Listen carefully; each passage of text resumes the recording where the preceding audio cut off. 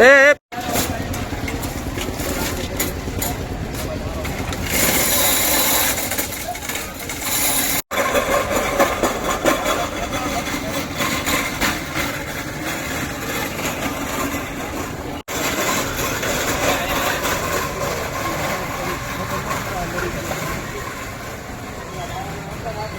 Kishorbhai Veljibhai Bariya. Okay, તમારા પિતા સાથે શું ઘટના બની છે? ગામમાં તેને આવતા હતા દૂધ ભરીને, અને આવડા લોકોએ ઘા મારી લીધા તલવારના અને માથામાં ઈજા પહોંચાડી. કોણ છે માનનાર ને શું લેવા કારણ છે?